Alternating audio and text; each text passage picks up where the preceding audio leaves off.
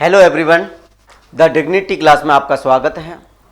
ध्वनि में हमने देखा था लास्ट में ध्वनि की तीव्रता। ध्वनि की तीव्रता से कोई क्वेश्चन नहीं बनता, लेकिन बताना आपको ये था कि ध्वनि की तीव्रता और प्रबलता अलग अलग होती है। ध्वनि की प्रबलता से क्वेश्चन पूछे जाते हैं। आज का जो हमारा टॉपिक रहेगा वो है ध्वनि की प्रबलता। यहाँ से क्वेश्चन पूछे जाते हैं। ध्वनि की प्रबलता,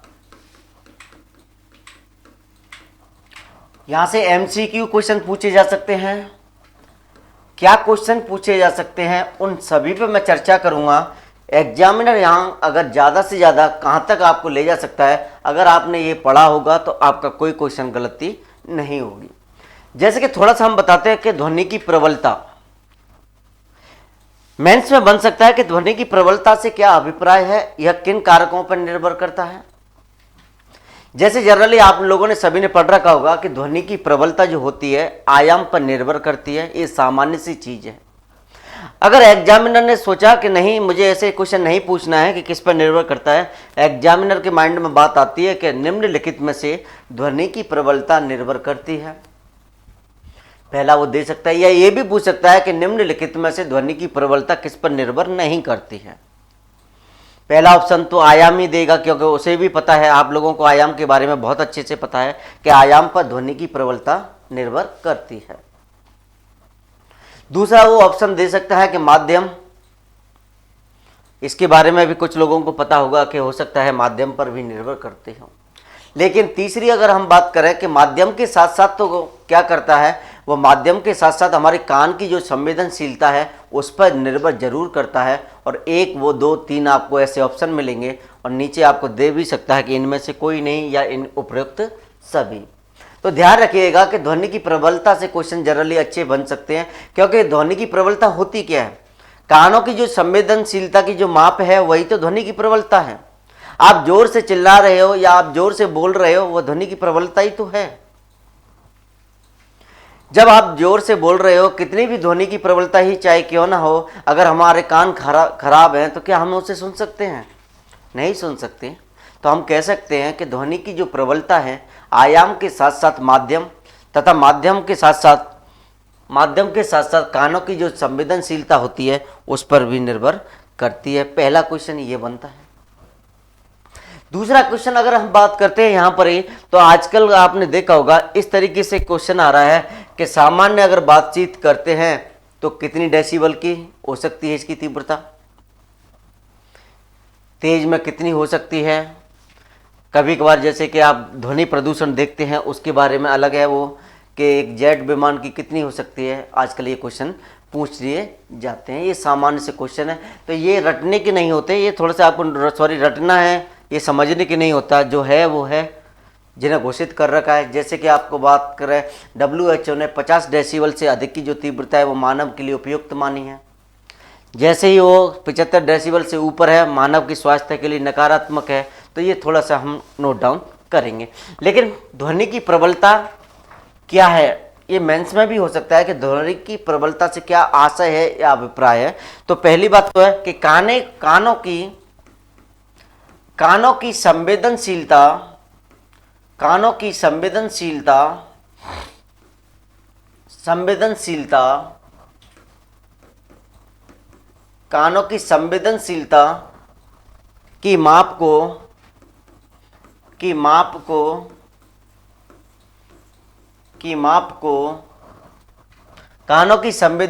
की माप को ध्वनि की प्रबलता कहते हैं। ध्वनि की प्रबलता कहते हैं। ये क्वेश्चन अगर पूछा जाएगा तो मेंस में पूछे जाते हैं कि ध्वनि की प्रबलता से क्या आशय है, अभिप्राय है, या किन कारकों पर निर्भर करती है। इस तरीके से 50 शब्द में हो सकता है। तो पहली बात तो ये ध्यान रखना था कि कानों की संवेदनशीलता का जो माप है, कान जो हमें सुन सकते हैं, वही हमारी ध्वनि की प्रबलता है। कभी आपने देखा होगा कि कोई व्यक्ति ज़्यादा जोर से बोल रहा है तो वो उसकी ध्वनि प्रबलता अधिक है। कोई आदमी या कोई व्यक्ति, या मैं बहुत कम आवाज़ में आपसे बात कर रहा हूँ तो मेरी ध्वनि की जो प्रबलता है वो कम है। कभी आपने देखा होगा कि शेर जोर से दहाड़ता है, मैं कह सकता हूं कि शेर की जो प्रबलता है ध्वनि की वो अधिक है। कानों की संवेदनशीलता के माप को ही हम ध्वनि की प्रबलता कहते हैं। ध्वनि की जो प्रबलता होती है ये जनरली सभी को पता है, बताने की जरूरत है ही नहीं। ध्वनि की जो प्रबलता होती है, ध्वनि उत्पन्न करने वाले, ध्वनि की प्रबलता ध्वनि उत्पन्न करने वाले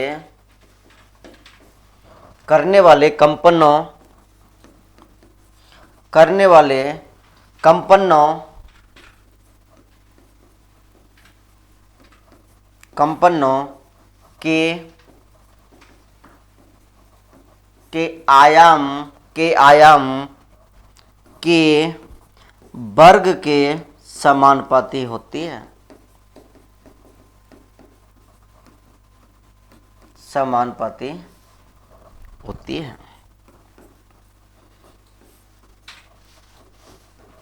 ध्वनि की प्रबलता जो कंपन करने वाले होते हैं, कंपनों के आयाम के वर्ग के समानुपाती होती है। आप सभी को पता है, सभी को पता है कि नहीं पता, ये बात है सभी को पता है। आपको ये नहीं पता हो भले कि आयाम के वर्ग के समानुपाती, ये जरूर पता था कि ध्वनि की प्रबलता आयाम पर निर्भर करती है।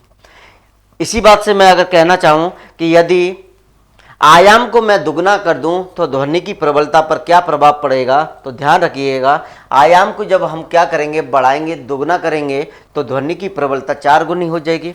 इसको गणितीय अगर रूप में मैं लिखने की कोशिश करूं तो इसे मैं ऐसे लिखूंगा, ध्वनि की प्रबलता प्रोपोर्शनल समानुपाती होती है आयाम को हम F/A बोलते हैं। अभी हमने देखा था कि जो मूल स्थिति से जो अधिकतम विस्थापन होता है वह क्या कहलाता है, आयाम कहलाता है। ध्वनि की जो प्रबलता है आयाम के वर्ग के क्या होती है, समानुपाती होती है। आयाम के वर्ग के क्या होती है, समानुपाती होती है। जब कोई बात, ये हमने देख लिया था आयाम क्या होता है, जब ध्वनि की प्रबलता आयाम के समानुपाती है, इसका तात्पर्य अगर मैं निकालने की कोशिश करूं, अर्थात अगर मैं बताऊं तो ये भी कह सकता हूं कि ध्वनि की प्रबलता जब आयाम ज़्यादा होगा तो ध्वनि की प्रबलता अधिक होगी। क्योंकि ये कैसा रिलेशन है, प्रोपोर्शनल का रिलेशन है, समानुपाती का रिलेशन है। मैं ये भी कह सकता हूं कि जब ध्वनि की प्रबलता कम है, तो आयाम भी कम होगा। क्या बात समझ में आ रही है? फिर से रिपीट करते हैं हम, कानों की संवेदनशीलता के माप को ही हम ध्वनि की प्रबलता कहते हैं। ध्वनि की प्रबलता जो होती है कंपनों के आयाम के वर्ग के समानुपाती होती है। इसको अगर मैं गणितीय रूप में दर्शाऊं या गणितीय रूप में इसको समझाने की कोशिश करूंगा तो ध्वनि की प्रबलता प्रोपोर्शनल आयाम के वर्ग के, या मैं कह सकता हूं आयाम को हम ए से प्रदर्शित करते हैं, मैं कह सकता हूं यह ए के वर्ग के समानुपाती होती है। क्या ये बात समझ में आ रही है? पहला क्वेश्चन तो यहां से ही बनता है कि यदि मैं आयाम को दुगना कर दूं तो ध्वनि की प्रबलता पर क्या फर्क पड़ेगा। लास्ट क्लास में हमने देखा था गतिज ऊर्जा के बारे में इस तरह की क्वेश्चन, तो ध्यान रखिएगा, जब आयाम को दुगना करोगे तो प्रबलता कैसी हो जाएगी, 4 गुनी हो जाएगी। इसी फॉर्मूले से या इसी गणितीय रूप से मैं बता सकता हूं कि ध्वनि की प्रबलता आयाम पर निर्भर करती है, या जितना किसी का ध्वनि का आयाम ज़्यादा होगा, किसी का वस्तु का अगर आयाम अधिक है तो उसकी ध्वनि की प्रबलता अधिक होगी। यदि इसका आयाम कम है तो इसकी ध्वनि की प्रबलता कम होगी। उदाहरण आपने देखा होगा शेर की दहाड़, तो शेर की दहाड़ का तात्पर्य क्या है, उसकी प्रबलता बहुत ज़्यादा है। कोई व्यक्ति जोर से बोलता है, या जैसे मैं जोर से बोल रहा हूँ तो मेरी प्रबलता अधिक है। कोई व्यक्ति धीमे आवाज कर रहा है, फुसफुसा, कई बार आपने देखा होगा कुछ लोग कानों में बात करते हैं तो वो क्या है, उसकी प्रबलता बहुत कम है। प्रबलता यही तो बस समझाने की कोशिश कर रहे हैं कि ध्वनि की प्रबलता कानों की संवेदनशीलता की माप होती है, यह आयाम पर निर्भर करती है, और हमने ये बता ही दिया था कि आयाम क्या होता है। लेकिन प्री के क्वेश्चन जो बनते हैं वो आपसे यहाँ से बनते हैं। पहले उन क्वेश्चनों पे बात करते हैं, उसके बाद थोड़ी सी और बात करेंगे। तो थोड़े से हम बता देते हैं सामान्य बातचीत, यहाँ से एग्जामिनर आपसे पूछ रहा है। सामान्य सामान्य बातचीत की जो कितने होती है, कितनी, तो 30 से 40 डेसिबल की होती है।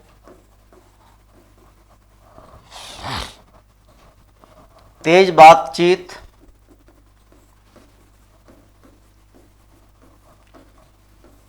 तेज बातचीत में होती है भाई 50 से 60 डेसिबल, 50 से 60 डेसिबल की। तेज संगीत या शोर,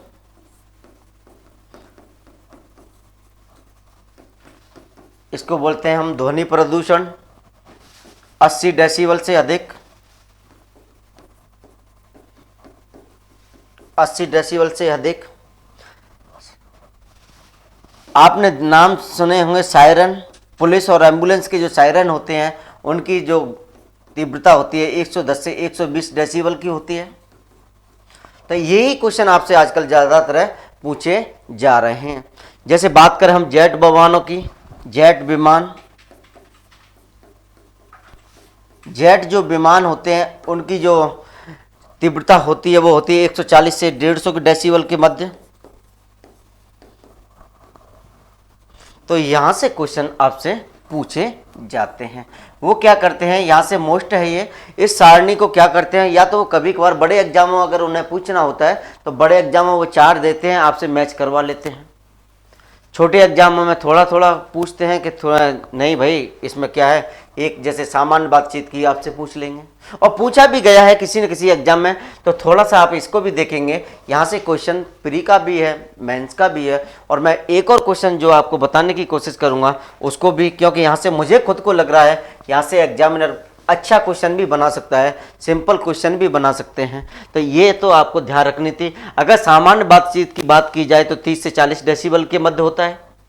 तेज बातचीत की जाए तो 50 से 60 डेसिबल होता है। इसे तेज संगीत या शोर जिसे नॉइस बोलते हैं, ध्वनि प्रदूषण 80 डेसिबल से अधिक होगा। सायरन जिसमें पुलिस और एम्बुलेंस आते हैं 110 से 120 डेसिबल के मध्य होती है।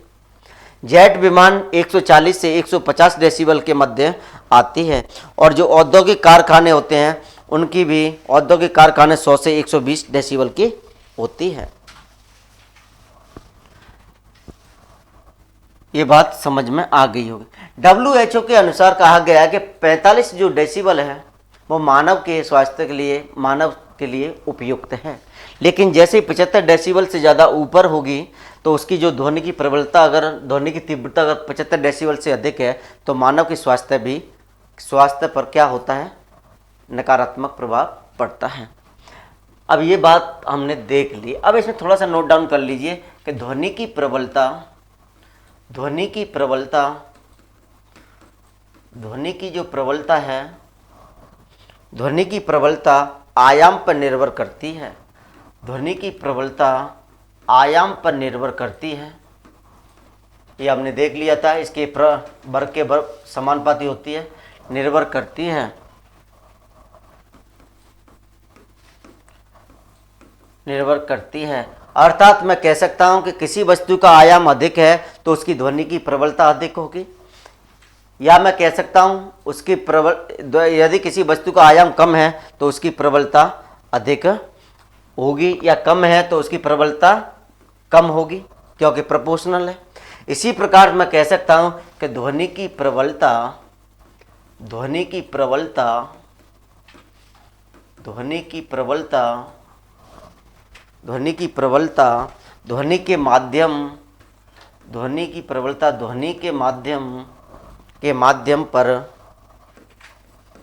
के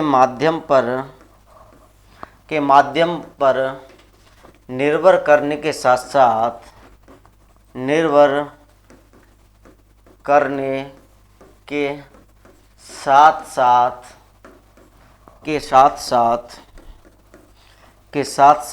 कानों की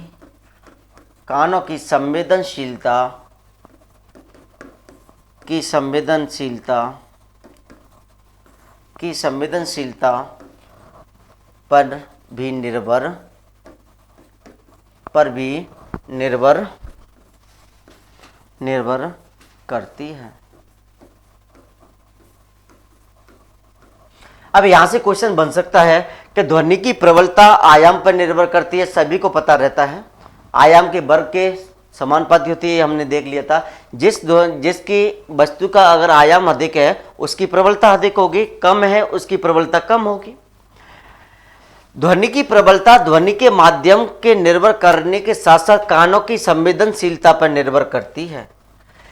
अगर ध्वनि की प्रबलता है, मेरे कान खराब हैं, कितना भी चिल्लाओ जब मुझे सुनाई नहीं देगा, तो एग्जामिनर यहाँ आपसे बहुत अच्छा क्वेश्चंस बना सकता है। और गलती क्या होती है, जैसे आज अभी इस क्लास को पढ़ रहे हैं हम समझ लेंगे, लेकिन एग्जामिनर जैसे ही एग्जाम हॉल में हम बैठते हैं हम सारा आपा खो देते हैं, हम पर धैर्य नहीं होता, हम पहले दूसरे तीसरे ऑप्शन तक जाते हैं, ज़्यादा से ज़्यादा चौथे ऑप्शन तक पढ़ ही नहीं पाते। कई स्टूडेंट तो ऐसे हैं उन्हें क्वेश्चन ही नहीं पढ़ाया जाता कि पूछा क्या जा रहा है। घर पर क्वेश्चन करना एक अलग बात होती है, एग्जाम हॉल में प्रेशर की वजह से एक अलग बात होती है। तो यहाँ जो क्वेश्चन आपसे पूछा जा सकता है वो पूछा जा सकता है कि निम्नलिखित थोड़ा सा मैं बता रहा हूं कि निम्नलिखित में से ध्वनि की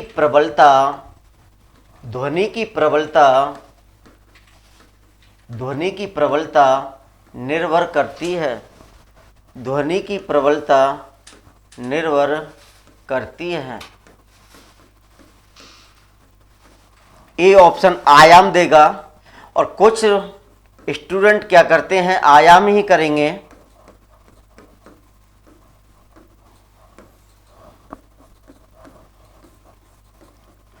कानों की संवेदनशीलता हमारा तीसरा ऑप्शन देगा वो। ये क्वेश्चन हो सकता है, एक क्वेश्चन हो सकता है आपसे।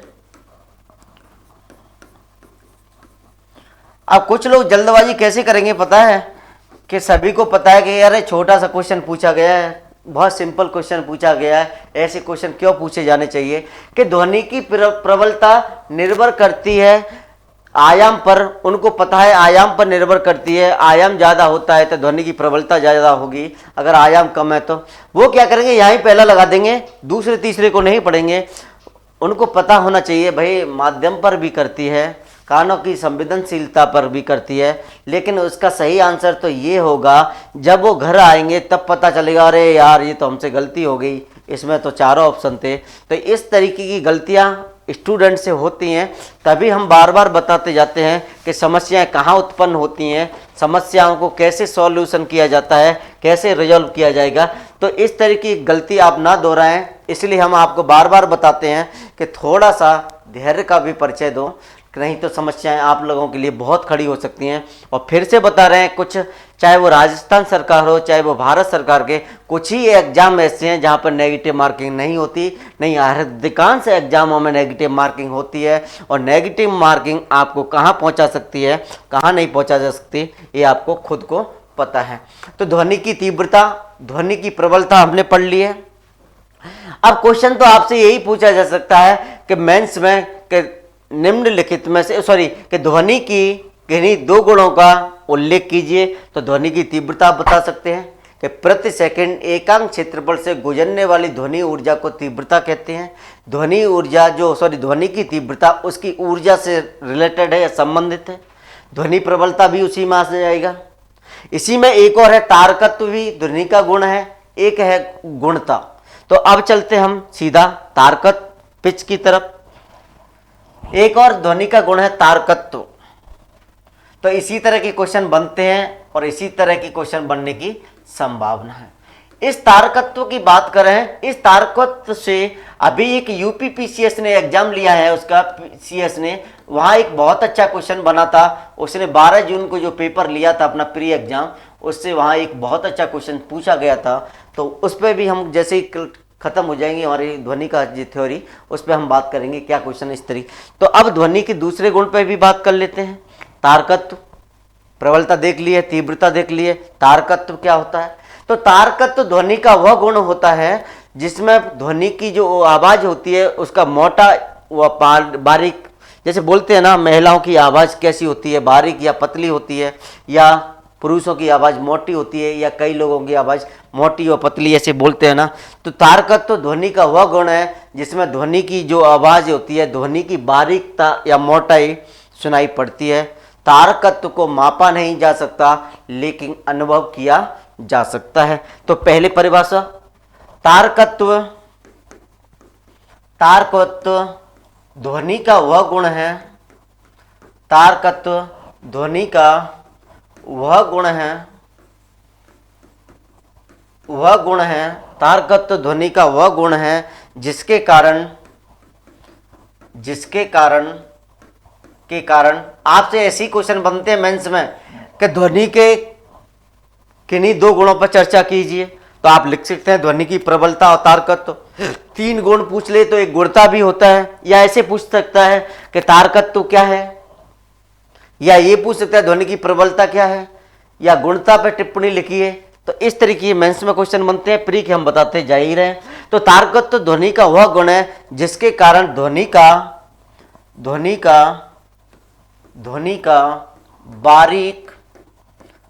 का बारीक अथवा मोटा सुनाई पड़ता है, अथवा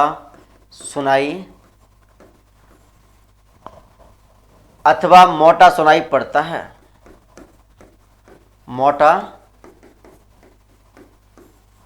सुनाई पड़ता है।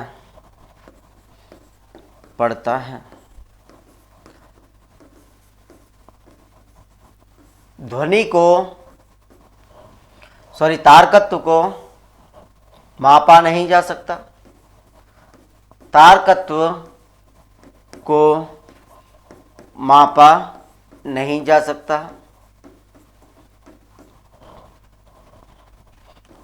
सकता, परंतु इसे अनुभव किया जा सकता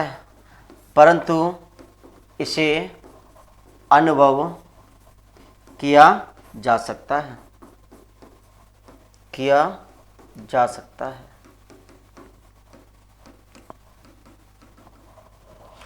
तारकत्व ध्वनि का वह गुण है जिसके कारण ध्वनि बारीक व मोटी सुनाई पड़ती है, वह तारकत्व होता है। तारकत्व को हम माप नहीं सकते, इसे केवल हम क्या कर सकते हैं, इसे हम केवल अनुभव कर सकते। कभी आपने देखा होगा जो महिलाएं होती हैं उनकी आवाज़ कैसी होती है, पतली होती है, बारीक होती है, अर्थात मैं कह सकता हूं उनकी जो ध्वनि है उसमें तारकत्व क्या है, अधिक है।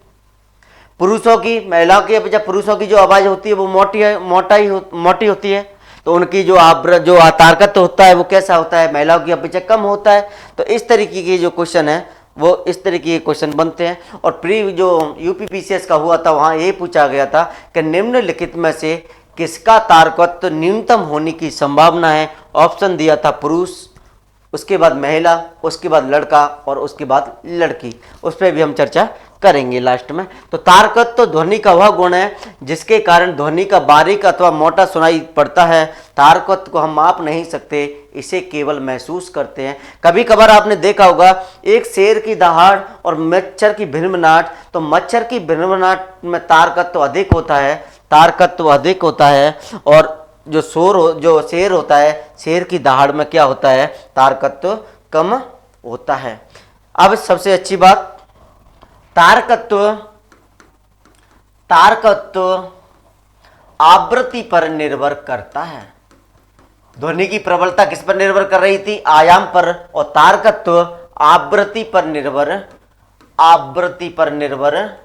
करता है। अगर आवृत्ति का मान अधिक है तो तारकत्व उच्च होगा, यदि आवृत्ति कम है तो तारकत्व क्या होगा, कम होगा।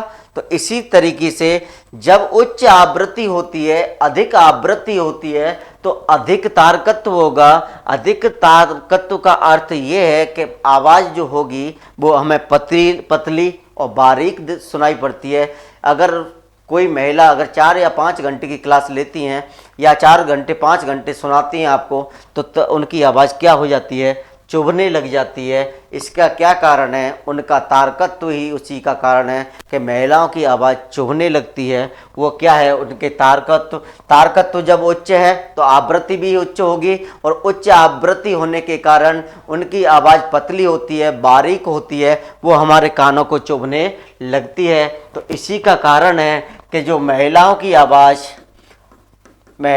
आवाज़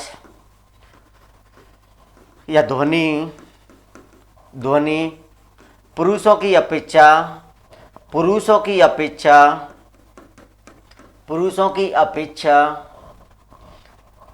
बारीक व पतली होती है, बारीक व पतली होती है, बारीक व पतली होती है, पतली होती है, बारीक व पतली होती है। क्यों होती है? क्योंकि इनका जो तारकत्व होगा वो अधिक होता है। तारकत्व किस पर निर्भर करता है? आवृत्ति पर निर्भर करता है। तो महिला की जो आवाज़ होगी उसमें की आवृत्ति अधिक होगी। जब आवृत्ति अधिक होगी तो उनका तारकत्व भी अधिक होगा। जब तारकत्व अधिक होता है तो आवाज़ हमें बारीक या पतली सुनाई देती है, वो हमें कानों को चुभती है। तो यह कारण था इसका। इसी प्रकार अगर हम बात करते हैं जैसे मच्छर की भिनभिनाहट को, तो मच्छर की भिनभिनाहट आपने देखा होगा, कान पर जो आवाज़ मच्छर की आती है और शेर की दहाड़, तो मच्छर की भिनभिनाहट में तारकत्व का गुण अधिक होता है, या मैं कह सकता हूँ उसकी जो आवृत्ति है मच्छर की वो ज़्यादा होती है, इसीलिए उसका जो भिनभिनाहट ज़्यादा, उसमें तारकत्व ज़्यादा होता है। शेर की दहाड़ में तारकत्व कम होता है मच्छर की भिनभिनाहट की तुलना में। तो आपको बस यहाँ ये देखना था तारकत्व क्या होता है, किसी ध्वनि का वह गुण जिसमें ध्वनि पतली और मोटी सुनाई पड़ती हो। तारकत्व को हम माप नहीं सकते, इसे केवल अनुभव किया जा सकता है। तारकत्व आवृत्ति पर निर्भर करता है, जबकि ध्वनि की प्रबलता किस पर निर्भर करती थी? वो आयाम पर निर्भर करती थी। महिला की आवाज़ पुरुषों की अपेक्षा बारीक व पतली होती है। क्यों? क्योंकि अधिक आवृत्ति की होगी, तो अधिक आवृत्ति होगी तो उच्च क्या होगा? तारकत्व होगा। जब उच्च तारकत्व है तो आवाज़ बारीक पतली होती है, हमारे कानों को चुभती है। तो सेम इसी प्रकार से ध्वनि के गुण, ध्वनि की प्रबलता पढ़ लिया। अब पढ़ लिया है हमने तारकत्व। एक और ध्वनि का गुण है, इस पर और चर्चा हम कर लेते हैं, बहुत छोटा है। एक है गुणता, एक है गुणता। इस तरीके के क्वेश्चन यहाँ से प्री में नहीं बनते, लेकिन इससे क्या है क्वेश्चन बन सकता है, तो मेंस का बन सकता है कि गुणता से क्या आशय है। तो देखिएगा, गुणता ध्वनि का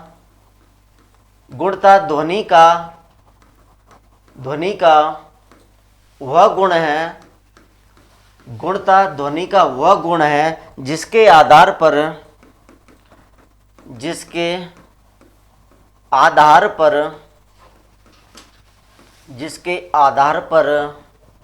दो समान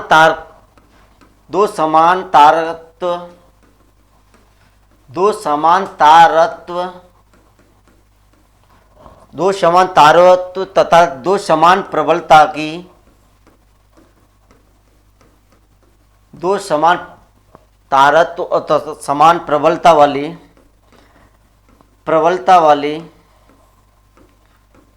वाली ध्वनियों में विभेद किया जा सकता है या अंतर किया जा सकता है। ध्वनियों में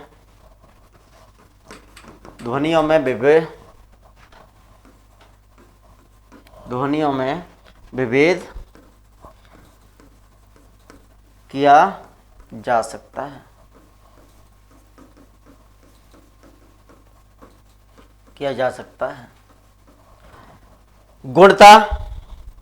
गुणता क्या है? गुणता ध्वनि का वह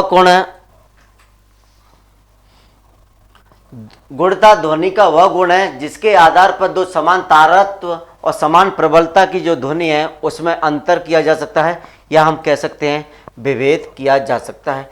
कैसे? उदाहरण के लिए, जब बांसुरी को और सितार को एक साथ बजाया जाता है तो उसमें इसी गुण के कारण उनमें क्या किया जा सकता है? विभेद किया जा सकता है। जितने भी अपने परिचित होते हैं, परिचितों को पहचानने के लिए यह गुण बहुत जरूरी होता है कि गुणता की भिन्नता के कारण ही अपने परिचितों की आवाज़ को पहचान सकते हैं। हम आवाज़ से पहचान लेते हैं कि ये हमारा परिचित है कि नहीं है।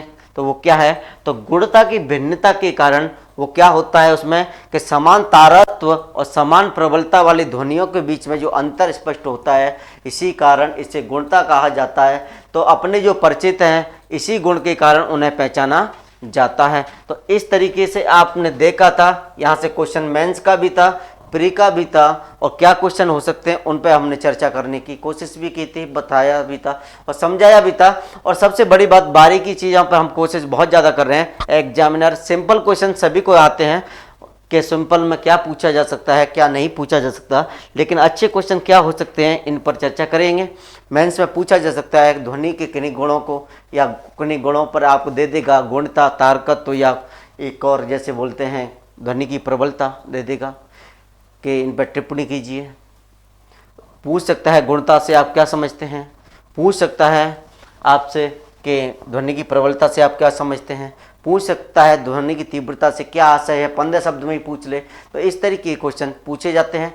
जहाँ पर हमने कुछ इसके नोट डाउन कराए थे कि सामान्य बातचीत में, तेज बातचीत में कुछ डेसिबल मात बताए थे, वहाँ से क्वेश्चन पूछे जाते हैं, कुछ क्वेश्चन पूछे गए भी हैं, तो थोड़ा सा ध्यान रखिएगा। तो इस तरीके के क्वेश्चन पूछे जा रहे हैं ध्वनि में। तो थैंक यू सो मच। आज की क्लास हम यहीं विराम करते हैं। नेक्स्ट क्लास में हम देखेंगे ध्वनि की चाल। तो थैंक यू।